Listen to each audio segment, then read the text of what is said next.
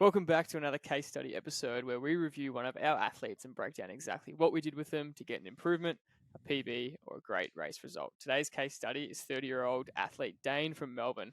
Like most athletes, his goal was simple. He just wanted to improve and race better. The goal is simple, but the path to get there isn't always. And Dayne was already an above average athlete. He'd done a 4:47 half Ironman before coming to us, and he could run in the 130s, high 130s for a half marathon. So, as always, we'll take you through the key changes he needed to make to get more out of himself. So, Dad, welcome into another case study. Take us through where Dayne was when he started. I was thinking about the case studies during the week, Jordan. I would be wondering how can we keep coming up with case study after case study about people improving, and you and I just randomly selecting people and having a look and seeing where they've started and where they're at now and what we've done together as an athlete and a coach to enable them to be a better version of what they were when they first came. So it's a fun podcast to do because every time you open up a file on an athlete, you're just blown away by how far they've come, and you can't wipe a smile off your face when you see someone who's improving, possibly 15 minutes from what they were a year ago. And that's the exciting part. And there's more to come because they're just starting to hit their straps now and really understanding the process of what sessions are really going to be beneficial. And this particular athlete, Dayne, he's one of the standout athletes as a training athlete. He just does not miss. His attention to detail is a leader in our group. If everybody could follow what he does, we would have much more improved athletes, more than we've got, because he is a standout the way his attention to detail. And he works hard just like everybody else does, but he's working hard, but he's understanding what he's working hard for. What are the numbers he's trying to achieve in any session that he's doing? He knows and he's well aware of what he did last week and what he's capable of doing this week and what he wants to do next week and why he did or didn't achieve the goals. And that's how he goes about all of his training sessions. And it's just a young guy with a family, and just like everybody else, he's got a really busy job and time-consuming job, and his young baby takes a lot of the time away from him as well. So he has to really prioritize his time. So he's up at the crack of dawn doing his sessions and off to work and then home and doing all the right things. And some of the race plans that we ask our athletes to give us prior to race day, his are just world class. They've just got every detail that you would want to see. And what do I mean by that?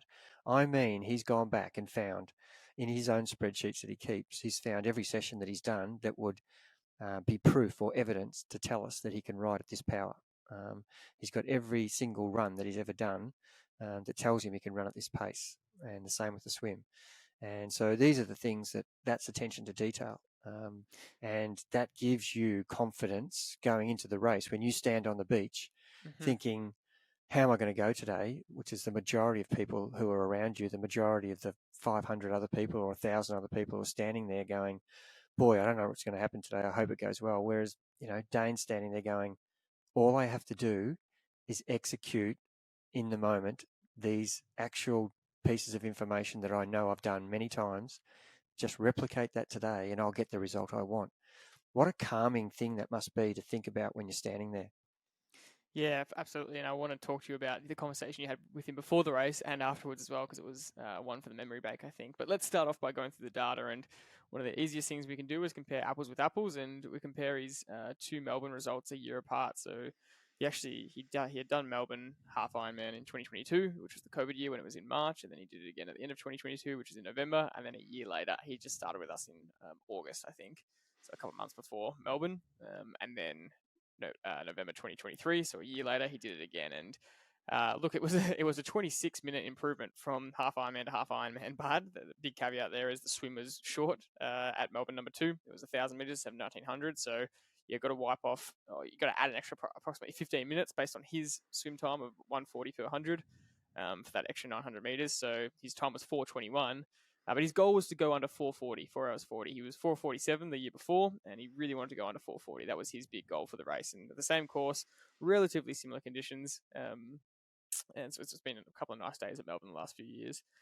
So he did it. He smashed it, but getting 4 hours 21. But we want to add the 15 minutes of what the swim would be, which at his pace would have added that. So that gives him about a 4 hour 36 time. So he still broke that 4:40, which is a great result. And funnily enough, you talk about his attention to detail. His race plan predicted him at 4 hours 36 exactly. So that is quite incredible from him and just from all the data. And that's why the data is so good, because you can get a race plan, and basically, if all goes to plan on the day, you predict your exact time. You can get your swim, bike, and run, and your transitions, and he knew how long the transitions should take because he'd done the race before, so that's a big help. But it's a great start, isn't it?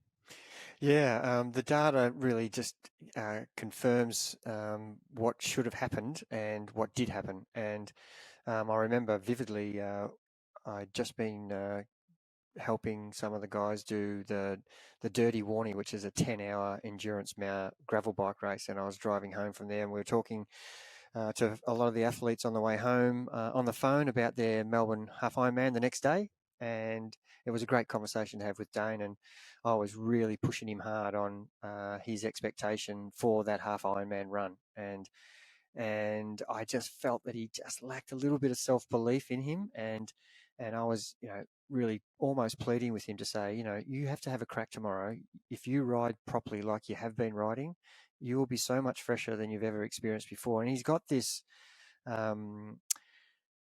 scar from previous races where he's blown up in the run from riding too hard, and yet now he's riding the same.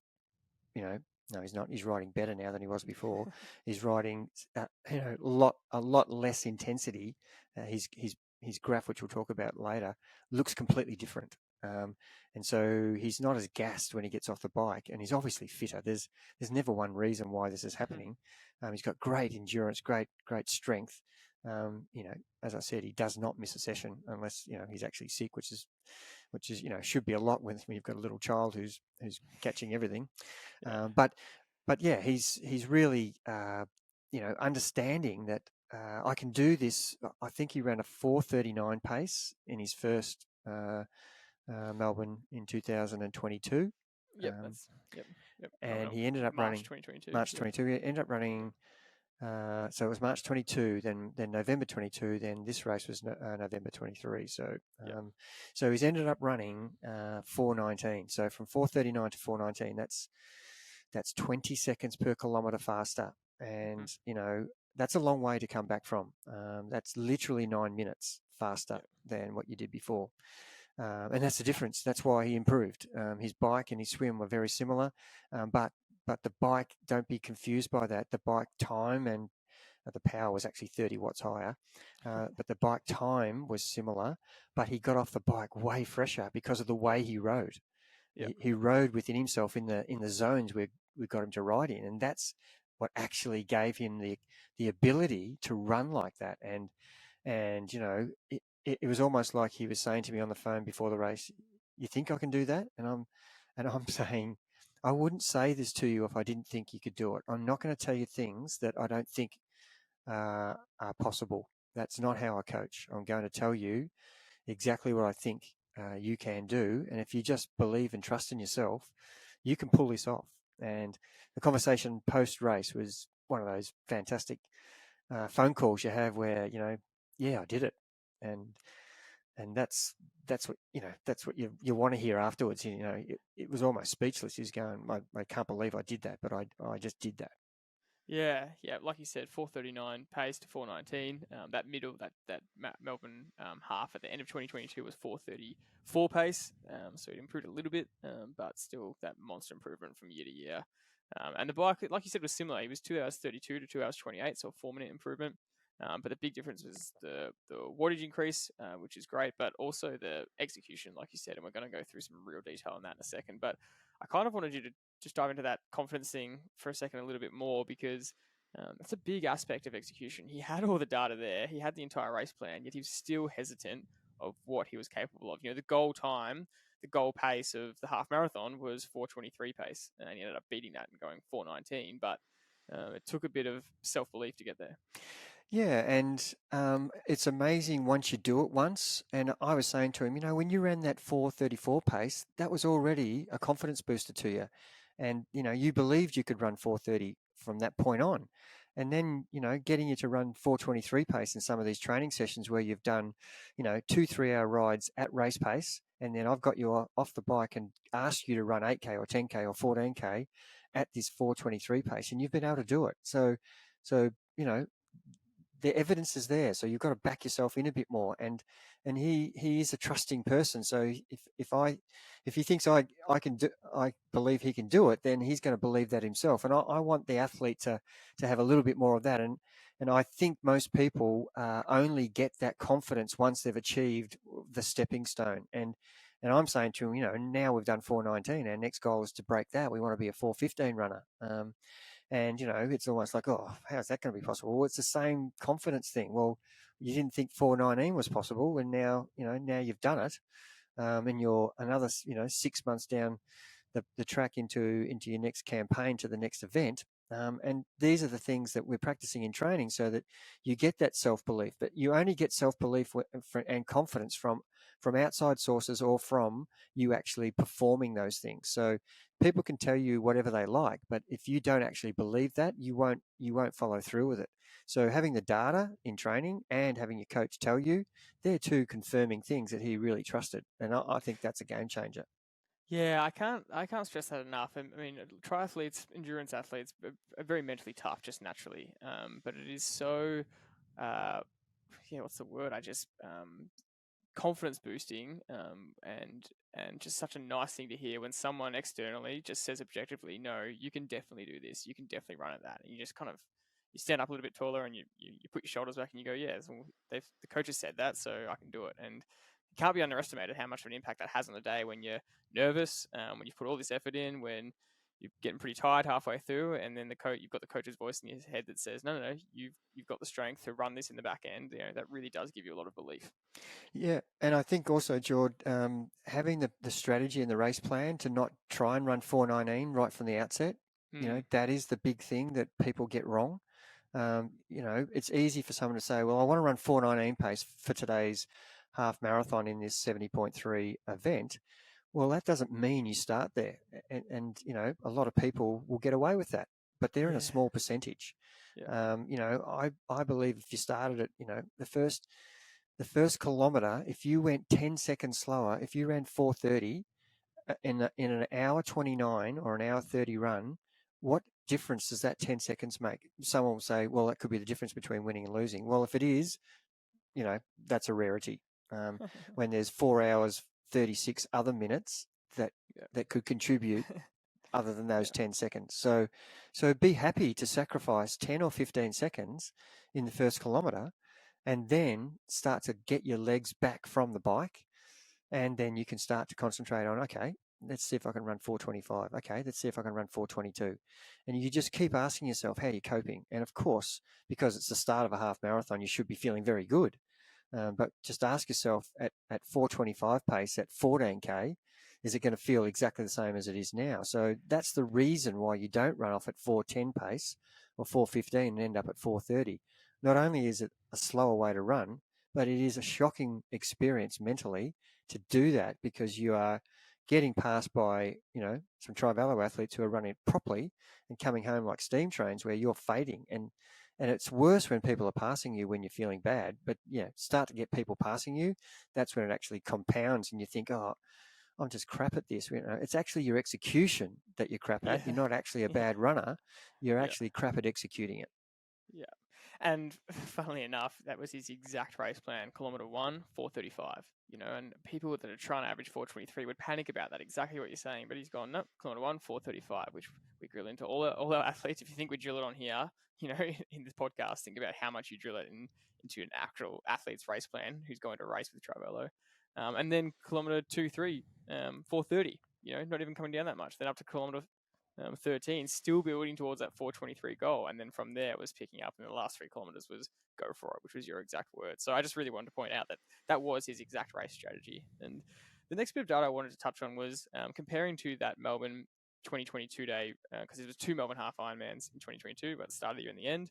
That first one was a pretty interesting point of data. And we never want to pick and choose data when we're doing these case studies, because We always want to show the full story and not exaggerate any numbers. We're really, really big on that, and we want full transparency. And you mentioned that he has ridden similar times across the 3 half Ironmans at Melbourne, all on the same course. A 2:27, was the first one, then a 2:32 the second one, and then 2:28 this last one. And although that's a 4-minute bike improvement plus an extra 20 watts, and that kind of makes sense, comparing conditions on the day is really important. And there's something about even though the conditions of the last 2 races have been very similar, very little wind, a great, perfect sunny day.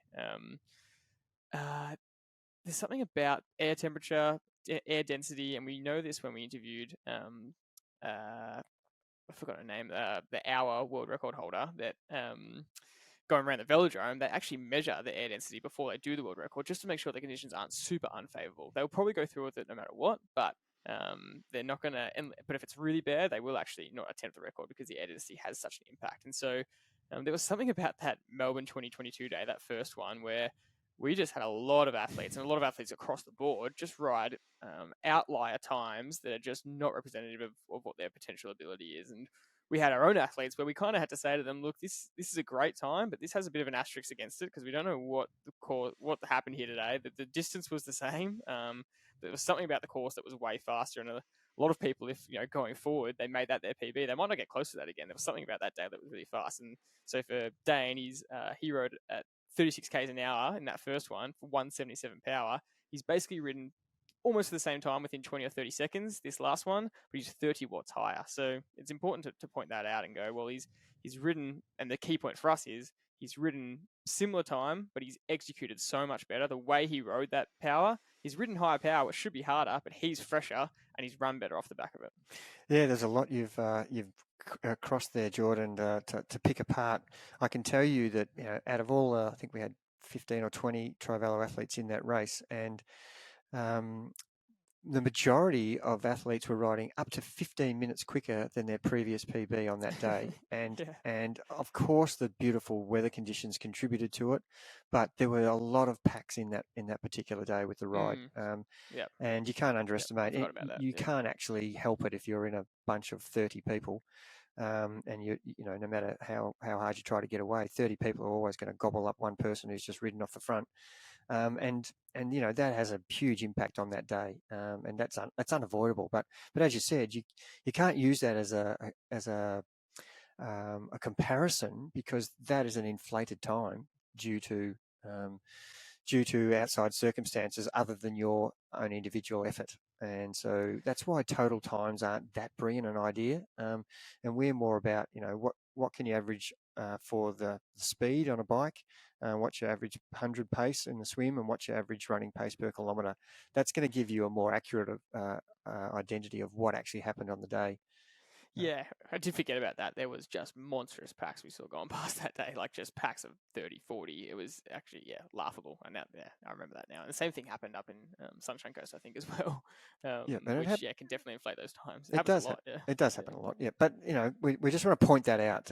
And so what the main point I want to get across with this was the way he rode that 2 hours 28 or 2 hours 27 in those two comparison years, a year apart, the time was similar.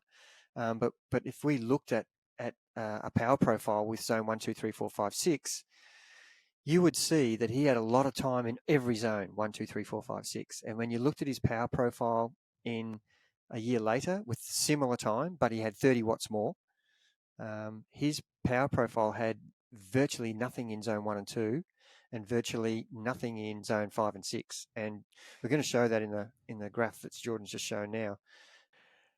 That's great, showing these graphs. The power profile is something that a lot of people probably wouldn't take much notice of, and just have a look at those two graphs. And for the person who's not used to looking at this, zone 1 is the first bar graph. Zone 2, Zone 3, Zone 4, Zone 5, Zone 6. So we've got 6. And on the top one, you can see there's a heap of time in Zone 1 and Zone 2, a little bit less time in Zone 3, a little bit less time in Zone 4, and a little bit less time in Zone 5 and 6. So to clarify that, according to his power, he should be riding at an average somewhere between Zone 2 and 3 for most of the day, depending on the uphill, downhill, and wind, but somewhere between Zone 2 and 3. And if you actually look at the minutes spent, he spent over 30 minutes in Zone 1, just almost 20 minutes in zone 4, and then almost 10, 15 minutes in zone 5 and 6. That's the first time. So overall, he spent over an hour in zones 1, 4, 5, and 6, where he's supposed to be spending most of the time in zone 2 and 3. Yeah, and why does that matter?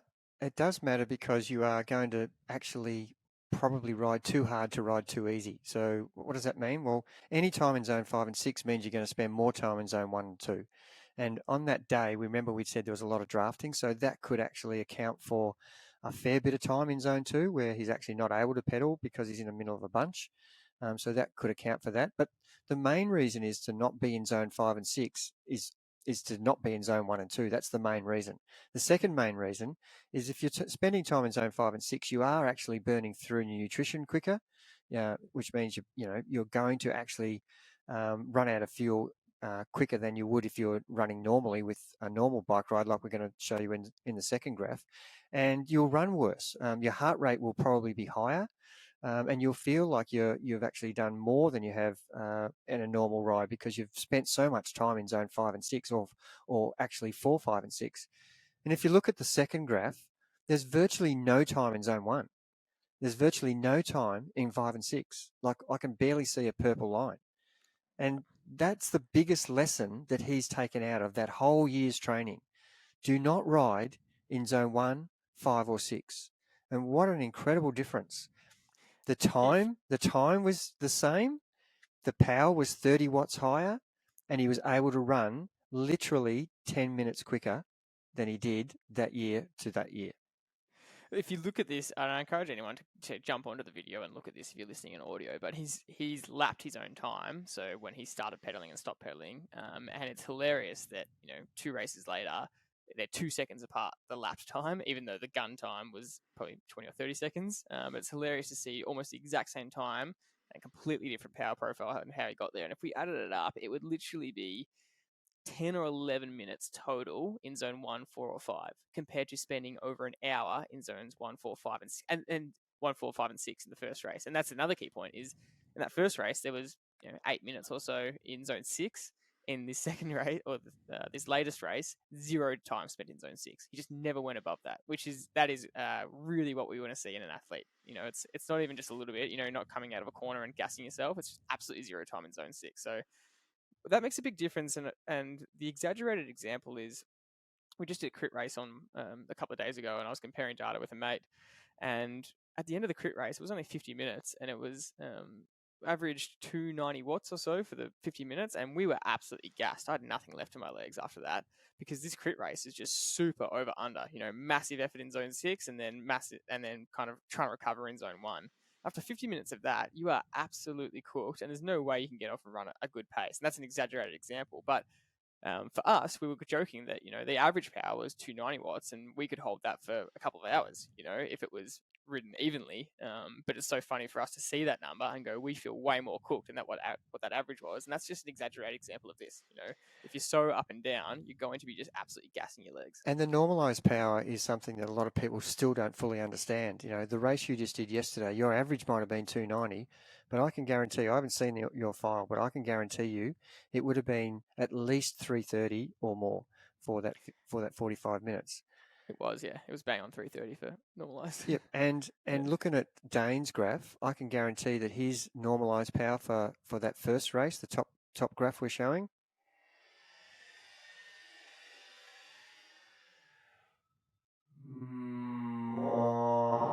that's, I think, what would happen. So why is that important? That tells us that you're riding over under, just like you explained in that criterium race. You're riding too many times higher. And why is that more important? Because you are burning matches. And as I said before, that's what's going to prevent you from running the way you want to run. And that's the key. The triathlon is a triathlon. It's not a bike race. It's got a run after it that's make or break. And if you find that you're not running well, you might have to look at how you're riding. And this is why we're talking in such detail and giving away so many of our Trivelo really top secrets about how to time trial properly. And I know we're telling everybody how to do it, but this takes enormous practice to get this right. And if you're not practicing this in training, don't expect to do it on race day. Yeah, and in preparation for the episode, I went back and looked at his. We always get an athlete to fill out a form before they start with us and get them to pick out their key goals and some minor goals. And one of his key goals was he actually said the words, "I want to be able to hold consistent power on the bike with minimal fluctuations." And this just proves that he absolutely has achieved that. And so I want to go through some last data points and then just finish with some of the other changes we made in training. We've gone really into detail about this whole aspect, which is where his biggest improvements have come. But we want to go through some other things that really helped his improvement and what he needed to work on. But just in terms of some raw data improvements, his indoor FTP, his 20-minute test went from 235 to 275. That's a 40-watt improvement indoor. His outdoor went from 252 to 280. So that's a 28-watt improvement. A key note there is that the reason that the outdoor was slightly less improvement than the indoor is because we generally start with the indoor. So that's when they're right at the beginner. And we don't generally test them outdoor, depending on the person and the context. But generally, they do their first few tests indoor while they're getting used to the bike. And it's a lot easier to control the execution indoor before they do their first outdoor test. So by the time he'd done his first one, he'd already improved a bit.